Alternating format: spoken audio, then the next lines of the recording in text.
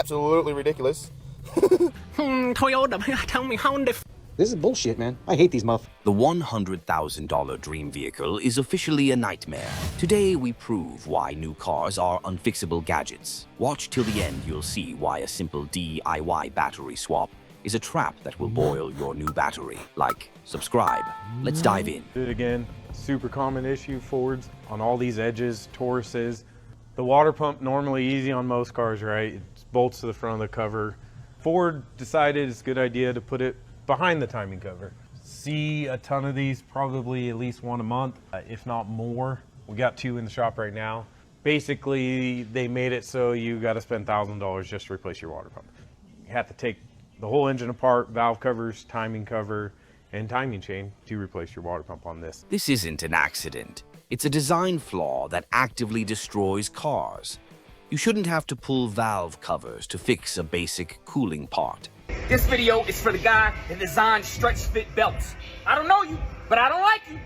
I don't understand why you would do this. This doesn't make any sense. This is the brutal, expensive reality of the modern automotive industry. I don't understand why. The belt system was fine. We went from V-belts that needed to be tensioned, and you know, that was a little annoying, and then we went to automatic tensioners, a little spring-loaded action, and that was great. And that was great. And you came up with this? Why? Leave things alone. Sometimes they're fine. They don't need to be fixed. Leave things alone, man. If it ain't broke, don't fix it. That's the rules at the mechanic shop. A traditional belt could be popped off and reused in 2 minutes. Stretch belts are one-time use garbage that force you to buy more parts. This is how Chevrolet is screwing the public. We got a 2019 Chevy Camaro with a V6 and an 8-speed automatic transmission. Now these GM 8-speed transmissions already have a class action lawsuit, and the problem's only getting worse. Now these transmissions are known for premature torque converter clutch failure that causes it to shudder. And that's exactly what this one is here for. Now the problem is with these 8-speeds is when you call a dealership to buy one, they don't exist. It's a unicorn. They can't get it. Not only do they tell you it's on factory back order, but they tell you if you pay for it, they can give you an ETA in 7 to 10 days. And I don't know about you, but I ain't paying $4,000 for a tracking number. So now this $20,000 car with only 90,000 miles on it is practically worthless because GM didn't design the transmission correctly. So here it'll sit for weeks to months until we can finally find a reputable place to get an 8-speed GM transmission. Till then, stay dirty and subscribe. Okay, I want to show you guys something at Con Expo. This is the new DT12 automatic transmission. Here's some really cool things about the engineering on it. So they won't sell you anything to repair this transmission. You can't buy the parts, they won't tell you how to repair it. All Detroit will do is sell you a new one. So if you grenade this transmission, they'll just sell you a brand new transmission. That's it. You can't fix it, you can't take it to a repair shop. It is pure planned obsolescence. And we asked the guys, like, how come you can't repair it? How come it's only re and re? And they said, oh, it's too complicated for somebody to change. It's just gears. It is just pure gears.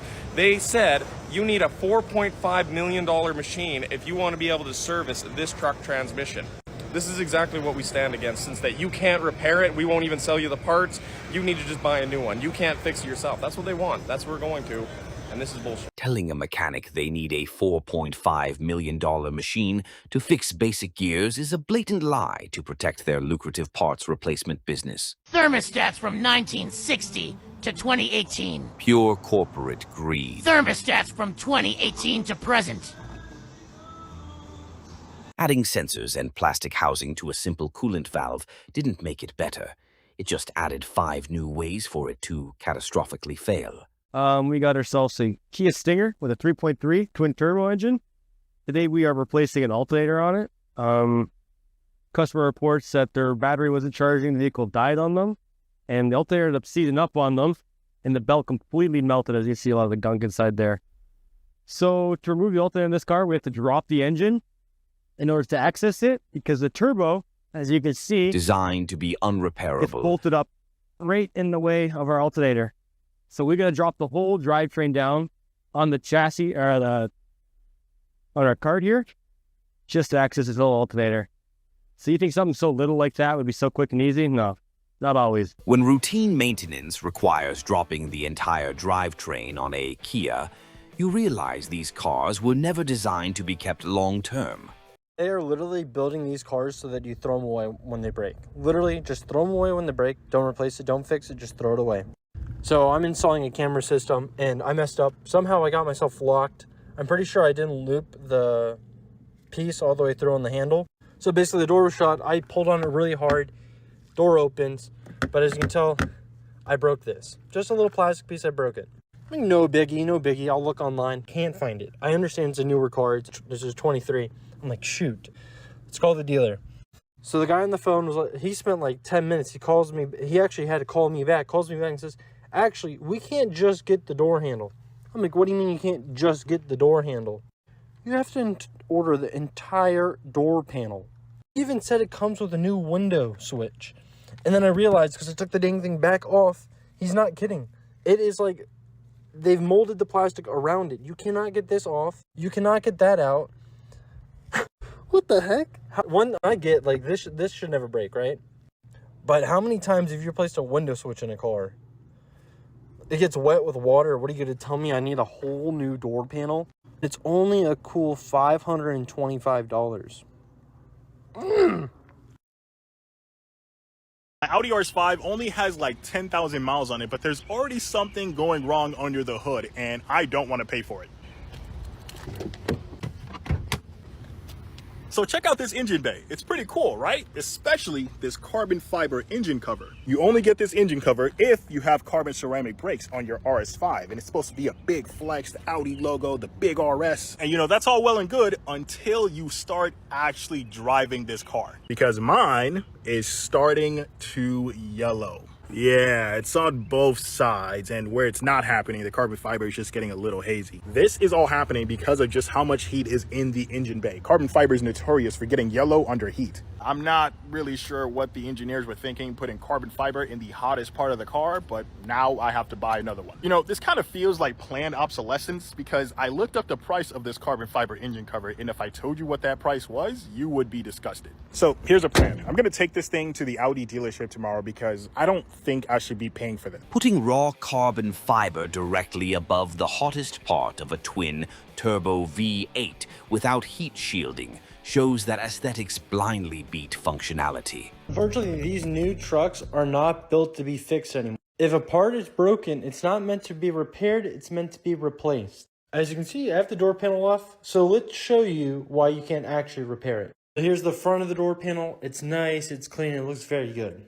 Only 4 bolts hold this door panel onto the car. The rest are all clips. But if you look in here, it's all plastic welded together. Everything is plastic welded. Even if you take off all these fasteners, you still will not be able to even take something as simple as the door handle apart. And that's actually what I broke. I broke this little ear off on the other one. And that required a whole nother door panel. Now, I did what everyone said. I bought a used door panel for this one that's currently installed in my truck. I do have another new one. So I actually now have 3 door panels for 1 truck. But it's the fact that everything is plastic welded together. It's not for the lack of skill. It's not for the lack of tools. I have all this stuff. They don't even sell anything separate, right? You can't get just that door handle. You can't just get just the switch. You can't just get the speaker grill. You can't get any of this stuff separately. So even if you disassembled it, you would have to do what I did, and you would need 2 door panels to put together 1 door panel. That doesn't make any sense. Just another dealership scam. Might as well just buy another door panel and just have a new one. We went from screws you could remove with a basic screwdriver to melted plastic rivets. It's intentionally designed to be thrown away, not fixed. The oil change on this Land Rover Defender Octa pays the tech 1.5 labor hours to do. Seems excessive, but look at everything you've got to take off just to access the drain plug on this 4.4 liter V8. This has to come off. This has to come off. This has to come off. This has to come off. To take this off, you've got to partially remove both inner fender liners. And then this panel also goes all the way midsection of the car. So what do you think? Is 1.5 labor hours to do an oil change excessive, or is it justified? Land Rover engineered an SUV where an oil change is treated like major surgery. It's unnecessarily complex to justify insane dealer service costs. So Corey and I finally got this 2.3 long block out of this Bronco. And this is our first one. I've never had a 2.3 out. So that's the old one. We got to strip a little bit down to put it onto this one. But we were taking a look at kind of the general engineering and how much of a pain in the ass it was to get out. And we were looking, and if you guys notice, this is the motor mount. Okay, you got a mount, it has a stud that goes up through here, the stud and the nut attach it here. If you guys notice, the oil filter's right there. This oil cooler and the cooler, which has two coolant lines, inlet outlet, is all one piece. God forbid this chunk right here breaks, or the oil cooler leaks and has a crack in it, you have to replace the entire motor mount assembly just to fix it. One piece. No wonder everyone is desperately trying to keep their 90s cars on the road. Talk about fucking stupid. No bueno. I don't get paid enough for this crap. No. It looks like the engineers literally ran out of space under the hood and just started gluing unrelated components together. A repair nightmare. Reason number 5,438 why technicians hate engineers. This is a 10R80 transmission in the Mustang. EcoBoost. There's only one cat on this vehicle, and it's gigantic. That is the dipstick for the freaking transmission. Why couldn't we put it over here? A transmission dipstick used to sit proudly right on top of the engine bay. Now it's hidden underneath the car, right next to burning hot exhaust pipes. But now, modules are so sophisticated that the computer used to program them can't just be a standalone computer. It has to tie into a server. Let's say we're at a Toyota dealership. The computer used to program your modules won't even work unless it can talk to Toyota's server, their mainframe computer, to verify all this data. So even if you go buy that expensive dealer scan tool, it still isn't going to work because it needs an account set up with Toyota mainframe. Now that's not going to affect the common car user who's fixing their car on the weekend, a few little things here or there. But I do get emails to say, if I buy the dealer scan tool, will it work? Probably not. They have that locked down pretty tight. Now, how does it affect us as the shop owner? Cost. There's car companies out there that say, yes, we'll allow you to log into our computer system, and so it will allow you to program modules, but it costs $10,000 a year. So if a shop pays that, they're not just going to lose that money, they're going to charge you for it. Tying a car's computer to a corporate server just to change a part is digital extortion. It kills independent shops and hurts the consumer. How you getting on this morning, boys? So first I'm going to burn off me Jesus hand here on this transmission oil cooler. So we got a Ford here, straight from Fogo Island. Come in, needs oil change. I just got to show you this thing that Ford engineers have designed, which is absolutely ridiculous. Just look at that. That makes no sense at all. I think they should start growing vegetables or something. So this is the drain plug. I call this the hope for the best drain plug because I'm always hoping that it don't leak. Automakers spend millions in Kiadi software, yet they can't figure out how gravity works when oil falls out of a pan. Unbelievable. Car you drive does not matter. A car is used to get from one place to the other, or to perform a job in order to make you money. It is not meant to look good in. A car is not a fashion statement or a status symbol. The only reason that you think it is because of corporate bullshit eroding your brain. You are being lied to by corporations trying to trick you into wasting your money. And it's going to make you very, very broke. The less car you own in your life, the more rich you're going to be. The choice is yours. Choose wisely. I did a video recently about you encouraging people to buy used cars that are a lot cheaper to fix. My question is, what happens in 10, 15 years when today's expensive cars are the used cars? We're going to have a mess. I don't see a way around it.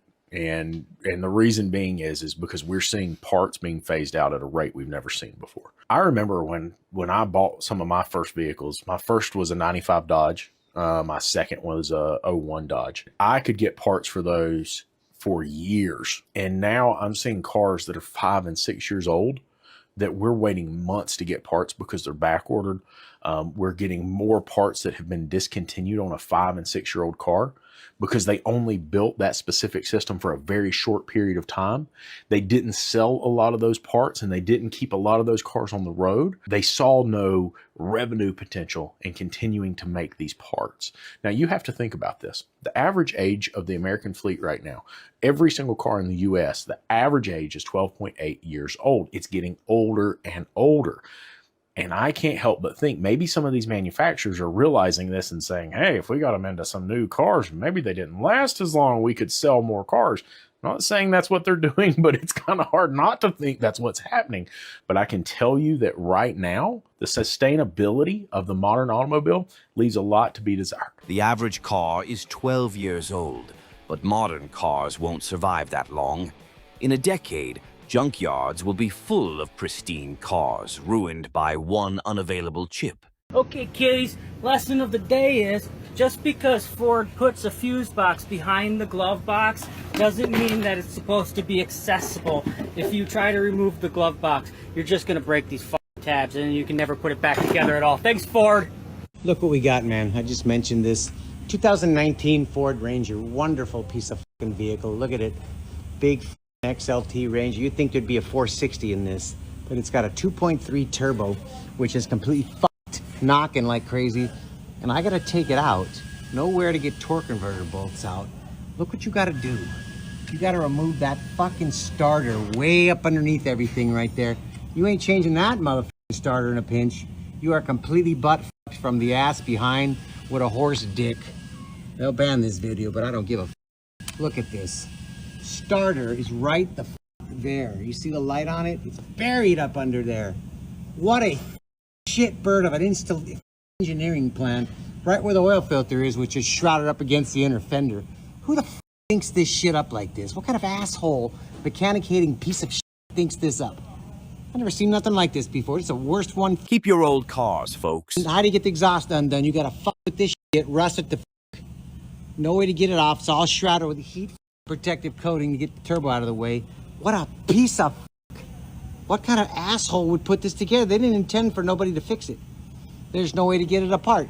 You have to fight everything off. I gotta take the intake off to get to this fucking mount, which has coolant lines passing through it up here. This is how fucking slick and smart these assholes are. You see that? You gotta dig all that out and then take the intake off, take this off, stick a 2x4 up the oil pan's ass so that you can get the goddamn starter out, then fight in there to get the torque converter bolts undone. Isn't that fucking wildly awesome? Yeah, I'd love to own this. You assholes. You must Ford, man, you guys should all be shit. You guys are fuckheads. I would never own your product, ever. I wouldn't recommend it. Any one of your vehicles, they're all trash. I don't give a fuck what anybody says. Come and try and do this and tell me how fucking fun it is.